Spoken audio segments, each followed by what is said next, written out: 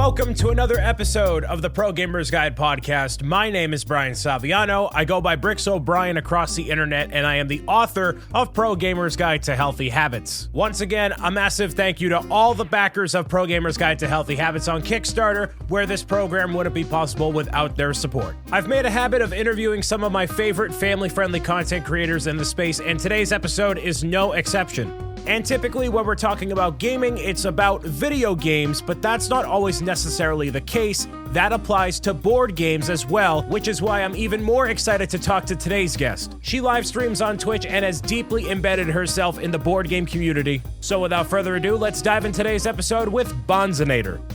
For those who may not know who you are or what you're about, Banzainator, how should I say your name? Like, how should people say your name? You actually said it correctly. Nice. And then people call me Bonds for short when they're around me. And yep. What brings you to the family-friendly realm of content? Yes, so I stream board games and video games, and I stream from Monday to Friday on Twitch. And then every single day, I take content from that stream and I edit it down. And I make clips and take photos and everything like that. And I create content from it and I push it out to other social media channels. My main platforms right now are Twitch, Twitter, and Instagram. It's a lot of fun, and that is my evening hobby. And during the day, I actually work for a board game company. We have 5 locations across the United States. We're called Master Goblin Games. I love doing my job. I love what I do. I do marketing and social media for them, create content for them. I actually manage the Discord channel for them and then also stream for them. So I'm constantly working on the computer and sitting down almost all day. You're a full-time content creator, but not under the Banzainator brand. You're doing other things for another company, but it's sharing the same passion that you have in your day-to-day life. It seems like kind of a really cool situation where you still get to make the kind of content you want, even if it's not like going directly to your channels. So like, are you okay with that sort of idea as a creator? And do you wish you had like your own board game company that you did stuff for, or how ideally does the situation work out for you? So it was actually part of the contract. They found me because of Twitch, and they said, "Hey, we want to hire you. We're a brand new company, and we want you to represent us." And I said, "Okay, I will do that. I will not work anything that has to do with Banzainator during the workday. Can I still keep Banzainator, and can I still do what I like to do?" And they said, "You can do whatever you want as long as you get the job done." And I go, "I like that." It's very, very easy to do both things at once. The job that I have now was a life changer for me. There is a risk with a brand new company. I recognize that. Sure. And I recognize the risk with working for a smaller company. I never take what I do for granted. I know that any day I could, if something couldn't work out and then there goes my job, and I have to go get another job. I understand that. I do everything that I can for them. And it's not actually all content creation. I am one person. Yeah. And I have to do a lot of things for the company, answering emails, answering questions, constantly making sure that every manager has what they need and making sure that all the ads can be posted, collaborating with the graphic designer, figuring out schedules. There is a lot going to it than, "Hey, here's a board game that I want to show you today," and then spending 3 hours trying to edit it and then uploading it to YouTube. I can't do that, but that would be a completely different job. That'd be 100% content creation. I love it. I think I become addicted to working since working for them. And I don't think it was that wasn't the case before. Usually a lot of people in our position get addicted to the process because it is something that we thoroughly enjoy doing. And you literally did that textbook thing that I feel like a lot of these content creation gurus or just, people that are older and wiser than us would be like, "Hey, put yourself out there, keep doing your thing." And then all it takes is one person to be like, "Hey, you're doing cool stuff. Let's do a thing." And that literally happened to you. So that's a little bit of inspiration for anybody listening or watching out here is like, yeah, you keep doing the thing that you want to do. Like, you never know who's out there. You may not be Mr. Beast watching you drop $10,000 and walk away, but it could be somebody that you can connect with as part of a company or a friend, or you never know. So I'm glad you brought that up. And it started with board games on Twitch, which is not No, what to no, I it's didn't start out with board games on Twitch. Oh, okay. Well, I'm wrong. Yeah, So feel free to yeah. clarify here. So what happened was, I was working 2 jobs, and I was working from 8 to 5, and then I drive, like 45 minutes, and then do my second retail job. I did closing shift. I would work from like 8 to 5 and then 6 to 10, and then COVID hit. And at the same time COVID hit, well, that Christmas before in 2019, my nephew gave me a Stream Deck. He didn't know. He got me the Stream Deck XL, which they don't even make now. And he was like, "Now you have no excuse but to start streaming." And we didn't know Aw. what this was. It was like a box with all these buttons, and we're like, "Okay, this is how I'm gonna stream Stardew Valley on the Nintendo Switch." And I'm setting it up to my MacBook Pro, okay? Anyone who's a streamer knows you can't really stream on a MacBook Pro. Like, what are you thinking? But like that's all I had. And I we hook up the Stream Deck and we're like, where does the Nintendo Switch plug in? Like something's wrong here. We realized we got the wrong thing, and he bought me the super expensive Stream Deck XL, and it wasn't even the right thing. So he takes me to Best Buy, and he ends up buying me this other thing. Like he doesn't have to. This is my nephew. Like I should be buying him stuff. And then fast forward to April, right? So now I COVID hits. Same week, same day, Animal Crossing comes out. Yep. I basically get unemployed from the retail job, but I don't get qualified for unemployment because I still have a full-time job. Right. And my full-time job, thankfully, is mainly at home. So I remembered my nephew got me all this stuff, and I was like, you know what? That's my goal. I'm gonna start doing this. So I start streaming Animal Crossing on my MacBook, and that poor thing overheats every single day. Battery swells up. Can't the mouse pad broke. I had to buy like this cheap mouse to plug in. And so for the next 9 months, I'm actually streaming Animal Crossing, Mario Kart, and Super Smash Bros.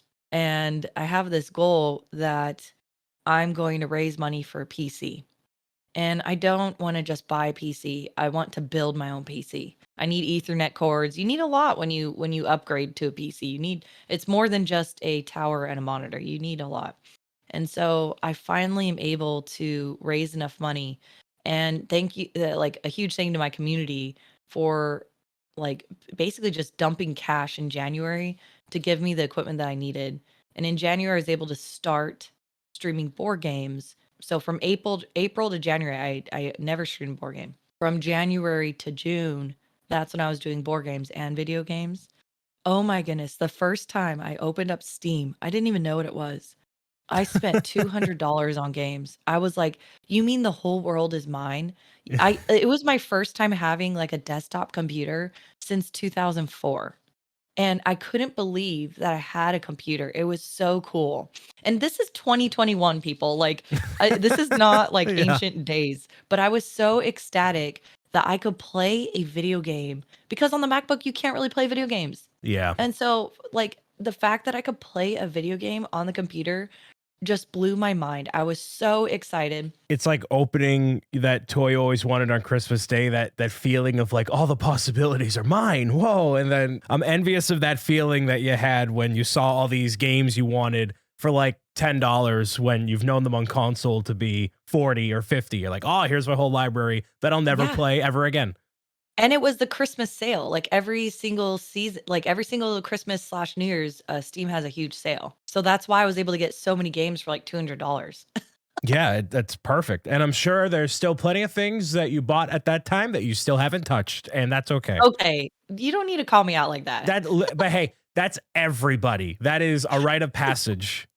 It's a rite So, of passage. It's just the fact that I have access to them. It's the feeling. yep. But at any moment, when you decide to take a break from whatever in life, you're like, oh, maybe I'll finally, crack open that game, or maybe I'll just Oh yeah. replay Mario Kart for the 500th time. I don't know. We'll see.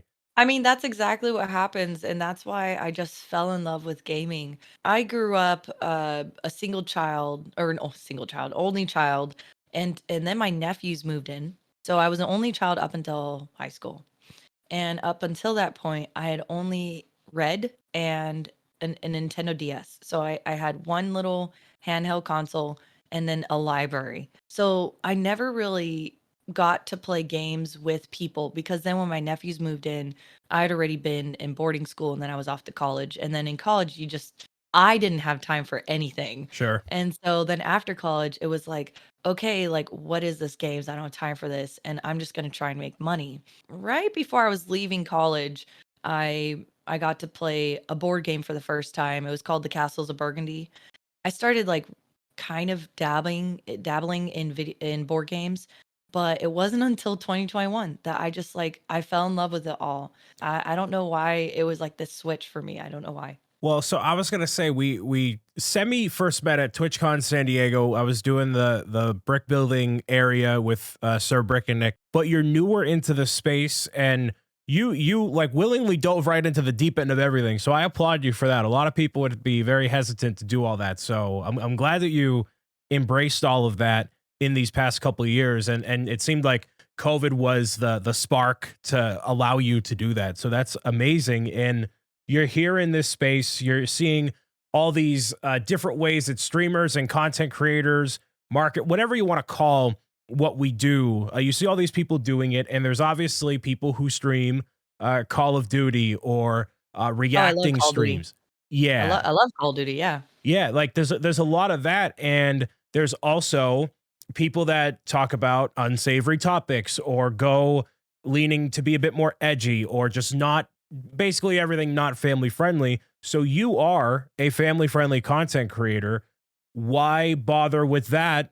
Seeing as you're an adult, you make your own decisions. Maybe you want to curse on stream or on camera, but why don't you? I guess it's I mean my nephews are old, they're older. They're in their mid-20s. I guess it's just like the origin of it is like my nephew helped me get into streaming. I want to be a good example even though he's like a full-grown adult and he's not family, like he's Right. not family friendly.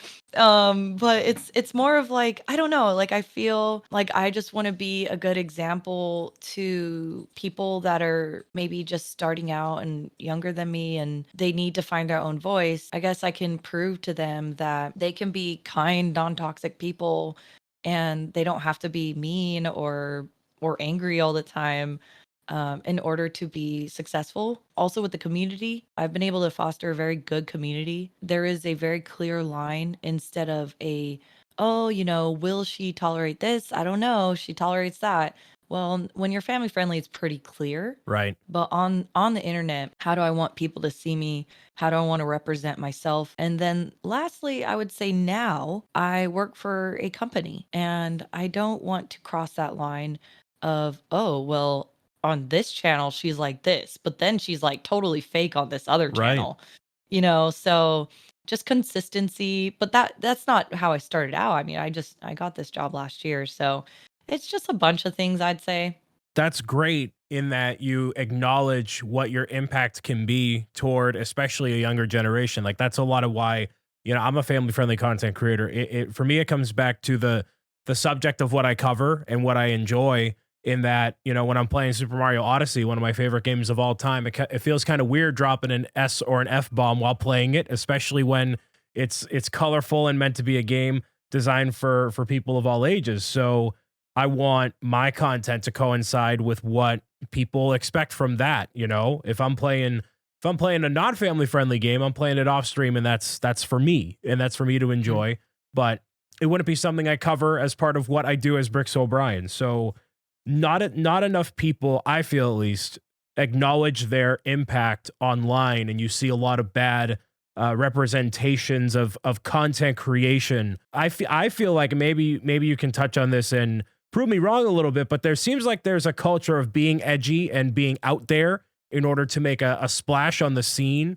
Is that something that you've seen for yourself while roaming around Twitch? Probably just because they can be really, really funny that way, and people wanna stay because they wanna laugh. My favorite streamer is not family friendly, but I still watch a bunch of other people who refrain from that type of, language or whatnot. I guess I see everything. It just depends what you wanna find on Twitch and YouTube. There was this one story I wanted to say. I got a message on Instagram and I found out that a lot of parents will watch me play and their kids will be in the area. So it's not Mm-hmm. like their kids are on Twitch. They're watching and they're listening.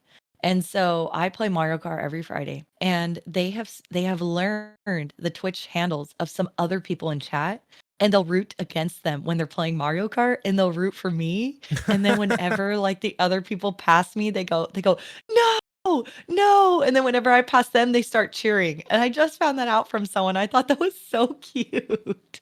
So when you were talking about like the family friendly stuff, I just wanted to touch note on that. You can find anything on Twitch. You can be like you can never listen to the non-family friendly stuff. You can only find family friendly stuff, or you can never find a family friendly person because you think they're boring. That's funny you say that about Mario Kart. I find everyone roots against me. The kids, the moms, the everyone. They're like, nah, forget Brian, get in last place. I want to win that sticker pack for being first in the tournament. I'm not. Oh, sticker packs. Well, then yeah, that makes sense. Yeah. There's no prizes for me. There's no prizes for me. Yeah, most of the time it's for glory, but sometimes I'm like, I got some emote stickers over here. Hey, anybody, stir the pot a little bit, get people to be a little more awake. Because normally it's like a conversation I have with chat while I'm monitoring everything, and I'm in autopilot and Mario Kart being less competitive. So I'm like, we'll make it spicy. Here we go. See, I commend you for being able to read chat during Mario Kart, because I can also do that. But people are shocked that that's possible, and I'm like, pro streamer. Well, so I'll say the reason I know it and the reason I can do it is because the tracks in Mario Kart 8 Deluxe I've been playing since I graduated high school, literally for like 8 years or whatever. It's been the same 32 courses, whatever it is. So yeah, and now the new ones are out. Yeah, the new ones I'm like running into walls as I'm trying to read people asking me questions and stuff, but that's bound to happen. Yeah, that means when you're not streaming and you're playing Mario Kart, that means you're super good. Right, exactly. Right. We're just really good at what we do, which is the whole point of this show. So We're really good at what we do. you mentioned finding like other creators, and if you wanted to, you could only find family-friendly content on Twitch, but how do you go about finding those people? Because I find it impossible when I search the family-friendly tag, and then some people may not want to use that because that means, I'm trying to entertain kids. That's not what I'm about. And then it gets I feel like it's very mixed and convoluted trying to find new people. So how do you find new people that are family-friendly to watch? I go to Family Friendly Live, and their website is actually familyfriendly.live. And it has a list of a bunch of people who stream on Twitch who are family friendly. They had to apply and be vetted into this group. And I am a part of it, and I'm part of the community, and they are great. So there's a bunch of people that are always joining, and they have a whole list. And if you go to their website, you can see like who's live right now. And that'll be something that I provide as a resource for people too, because I find it very impossible. I'll randomly go on like a Twitch category and say, hey, all right, in Minecraft, family friendly, who's on? And then there's, 3 English speakers out of 45 people that are on for Minecraft, because, that's just, Minecraft is a international title, right? So it gets a little bit difficult. So that's fantastic. So why apply for a team like that in the first place? Is there a financial benefit to it, or why would someone apply to a team? There is no financial benefit to this. It is a community of people like you and me. And the person running it, David, he was just like, you know what? I want there to be a resource for families. I mean, it's cool to meet other family friendly people. You can raid into them. Their streams are suggested on my Twitch profile. There's a variety of people, including even a family friendly DJ. I think I'm the only official family friendly board game streamer on that team. But once you start watching those people, you can actually find more people who watch them, who are also streamers and also family friendly. I know a couple other board game streamers who are family friendly who aren't part of this team, and I watch them all the time. Or are you the only board game streamer, or one of the only? I think I'm the only one. The board game community is very small, and I'm pretty sure I know everyone on Twitch who's a board gamer. So I don't see anyone here that I recognize in the board game category. I found it very interesting when PAX spun off their, what they normally do, because I go to East every year. That's my home show. I'm from Boston. And they have PAX Unplugged, and they have their own, board game convention. And it never, and this is my ignorance here, never thought it would be big enough to have its own trade show like that. Maybe it's not as popular on Twitch, but are there a lot of board game people that are deep into social media, or is like a convention like PAX Unplugged their only or one of the only ways that they can connect? It is shockingly huge. Like there's a lot of people there. There's other conventions I went to this year and could have gone to that are even there's even a larger one than PAX U for the board game community called Essen Spiel in Germany. That's the largest one, and that's where you can find all the board games that are coming out in 2023. And I find board games, I don't want to say intimidating, but like, let me tell you my experience of board games, and then I kind of need a solution from you since you are a board game aficionado. I will go over my friend's house on a Friday night, Saturday night. You know, I'm pretty tired throughout the week because, you know, working hours to be on doing videos and whatever. And then my friend, shout out to Eleanor, she's not listening at all, but she's a massive board game fan, and she has an entire wall of all these different board and card games, you know, Ticket to Ride and blah, blah, blah, all these different things, right? And she's like, all right, Brian, we're all going to sit down. We're all going to play. And it's 45 minutes of instructions that I barely understand. And I'm just like, all right, let's play one round. It takes an hour and a half to play one round. All right. Now I'm kind of bored and I'm done. No, we're going to play another round now that you know the instructions. And I'm like, so. Okay, I have your solution. What's your player count? Typically working with two, probably four actually. Okay, so 2 to 4 is pretty normal. Anything higher than that would be difficult to play a shorter game. What I would say is your experience with board games, you might not be ready to play that type of board game. That's for when you understand basic concepts of like worker placement and maybe area control or all these different things that you might learn over time. You might be jumping into a game that is going to be a higher complexity level than what you would enjoy playing at a lower complexity level. Sure. That's not how smart you are. That's not what I'm saying. The time the game takes and how complex the game is to be able to finish the game. Do you have the name of the game that you were talking about just now? It's it's like any of the games. She'll take out like any massive box, and it's like, all right, we're gonna do this thing. It's on any given time, and they are not like simple. So what you're saying makes complete sense. You should play games with them that on the box say around 35 minutes. That's the time frame that you should probably start out with. And then you can play multiple games in the same time frame that it might take to learn one game. That sounds enjoyable. I get very overwhelmed when it's like, I'm sure you know what Ticket to Ride is, right? Yeah. Yeah. Like that one is like, you know, here's all these markers and the board is massive. And all right, now we're in for a long haul on this one. Like it makes Monopoly seem like a nice, quick, easy thing. Well, they actually have something called like small box games. And they're actually smaller boxes. And those games I really like taking to like friends' homes who don't play a lot of tabletop games because they're quick to teach. They don't look intimidating at all. They're a tiny box and they're colorful and they're fun and they're easy to learn. And a lot of them have cards, and a lot of people are familiar with cards. One that I might suggest for you, and your friend might own it already, is called Number 9. Okay. It's spelled NMBR. That game is called like tile placement. So you just have a bunch of tiles and they're all numbers, numbered 0 to 9. So it's just a very quick game. It's very simple, but it incorporates strategy because you're having to figure out how to place your tile to fit into the other number. Right. Like a 2 would fit well with a 7 because of the grooves of the tile. The playing time is 20 minutes.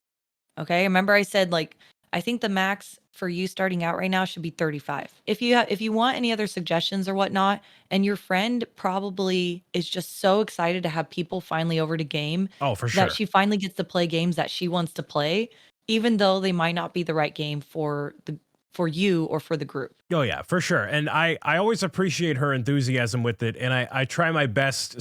Some days I'm just like, all right, I just want to sit here and like watch something. But you know, it when it is very fun, it's super fun and it's very enjoyable. And I'm even looking at pictures of it right now, and it seems interesting enough. What in your professional gamer opinion makes for a good board game? my favorite type of game is called Eurostrategic. You, I don't even know how to. Hang on. Let me see if I can, because I don't want to explain it incorrectly here. It has indirect player interaction and then abstract physical components like a block or a tile or some type of meeple, something that isn't flat, okay? But you can move pieces around the board. And there's different complexities of the strategy. So it can be a lighter game or a heavier game. Anywhere from an hour to like 3 hours, depending on what your player count is and how complex it is. And it's a lot of it is the older style as well. And a lot of them are made in Germany. A lot of newer board games like the colorful board games that are sometimes like co-op, and co-op means you play with other people as a team. A lot of people like playing as a team. I do not. I am competitive. I want to be in control of everything that I do in the board game. I don't want to work with anyone else. I don't want anyone to blame me if we don't make it. I don't want anyone to overpower my strategy and be like, no, that's dumb. Like, we should do this. It's like, no, mind your own business. This is my board. And when I win, I'm taking all the credit. So like that's just how I am. I do not like co-op games, but that I can't speak for everyone. But I love shifting accountability when I'm playing games and in life. It's just like, it's somebody else's fault. You messed up. Yeah, and it's like there's a ton of board games that it's like, if you guys don't make it, you're all gonna lose. I'm like, no, this is a waste of my time. Like I'm not gonna do that. So you weren't a fan of the Mario Party where everybody was in the car together getting the stars? Video games is different. I will totally work as a team with video games. I don't mind. They're a different category. But why? That seems kind of bizarre. Why do you think that is? I think it is because with a video game, I'm not as competitive, but with board games, I'm actually like, now I can truly say I am a board game competitor. I've been to board game competitions. When I went to one in Vegas a couple months ago, first place was $25,000. Wow, look at that. Wow. Yeah. So it's like an actual thing. But I didn't start competing until last year. So I've always been that way where I don't like co-op games. You know what they remind me of? College papers. I hate college group projects.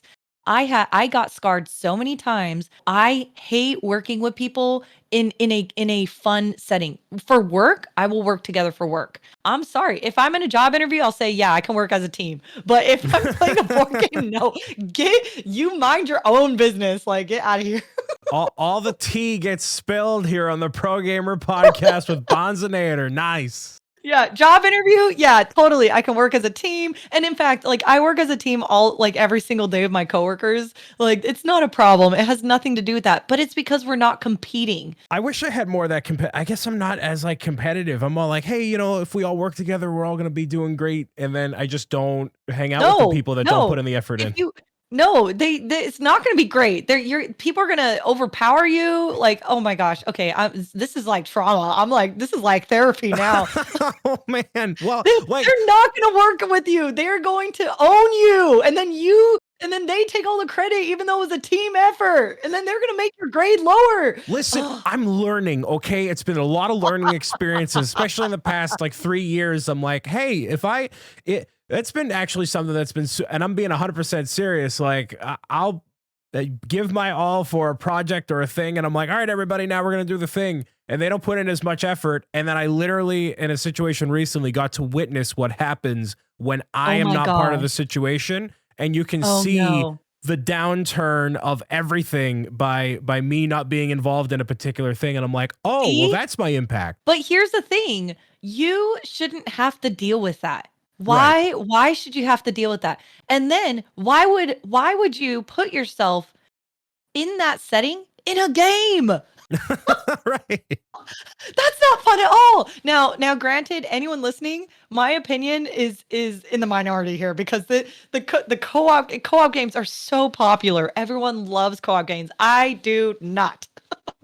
Well, that's a great life lesson in a weird nutshell that we kind of got to. It's like, well, stick up for yourself and don't allow other people to walk all over you or take advantage of the situation, and always working together toward a common goal is going to be better I like to ask the very obvious questions that I know people ask me all the time. So I will ask them to you. In this case, what's your favorite board game and what's your favorite video game? I know you already said your favorite board game, but My favorite board game is The Castles of Burgundy. It is a Euro strategic board game. It is not co-op. And it is a lighter game that is very easy to teach new tabletop gamers. And I find that a lot of people who play it end up enjoying it. My favorite video game right now, I don't necessarily have one. I play a lot of different games. I play everything from Call of Duty off stream because it's not necessarily a family friendly game for me. I downloaded Elden Ring, but I haven't started yet, but I'm excited about it. I started Lost Ark. I like The Sims, but I don't play very often. I played a whole like half year of Stardew Valley. I'm tired of it. Mario Kart. I like story games like Stray. Stray was such a good video game. And yeah, I don't know if I have a favorite one. I play them all because I'm just so excited that I get to play video games. yeah, especially because it hasn't been a part of your upbringing since you were, you know, a young kid, which is most of the people I know and the people that we've had on the show. So you have the world is your oyster, and I'm very excited for Mhm. you to continue exploring that. Except Elden Ring, because your hair is going to turn a lot grayer than I think you realize as Oh you no, start to maybe play I the game. shouldn't play it. I mean, if you have a lot of like pent up aggression and you feel like embodying death more frequently, yes, go ahead, You play die a Elden Ring. lot. Oh man, do you die a lot? Yes, that is the Okay. nature of the beast. Yes. Okay. Because there is someone who watches me stream and he also streams and he plays a lot of video games and board games. And he keeps on saying I should play it. And I don't think he would say that if he knew I wouldn't enjoy it. So I already own it and I've already installed it. I just haven't started. And I think it's because I'm going to become addicted and I'm scared to become addicted to a video game. Well, yes, but then I think it's going to be your competitive nature that outshines any bosses that come your way because they're tough. They're very tough, and you will probably enjoy that challenge. I like to enjoy my gaming experiences. Like God of War Ragnarok is about as difficult as I want it to be before I'm like, all right, well, I still want to progress because I have a lot of other things in life that are difficult to figure out. I don't want to do that for video games. Let me play Mario Odyssey and call it a day. Yeah, Mario Odyssey is so great. Yeah. Oh, I do have two video games that I don't like. Okay. What are those? Can you guess? I'll give you a hint. They're co-op. Oh, Overcooked, easy. No, Really? no, it's Fall Guys and Among Us. Really? Yeah, I played Fall Guys for the first time in my life on Friday. I played it for 2.5 hours, 3 hours on someone's stream. Oh, Afterwards, I heard about that because you were streaming with my my good buddy Amish Ace. yes, I uninstalled it afterwards. Oh no. And then Among Us, I had a terrible experience and I will never play it again. And Oh it's no. again, it's a co-op thing because I wasn't doing as well as someone thought I should be. And during the part where you all discuss, they got mad and started yelling at me on their live stream. And thankfully I wasn't streaming, but like everyone heard this person yelling at me and it was like how I wasn't like I didn't do it right. I'm like, this is like, why am I putting myself in this position Yeah. when it happens to me so much? Like maybe I'm just not good. And so when I'm working with other people, they realize I'm just not good. You know, like it's so negative that I'm like, why am I playing this? And so I don't like Among Us or Fall Guys, and it's because they're co-op. Well, so the Among Us situation, it sounds like you had people that were more genuinely toxic than fun toxic. That's not what Among Us should be ever. And Fall Guys, you can easily blame the physics and the other wacky beans that are colliding into you because it's meant to be janky intentionally.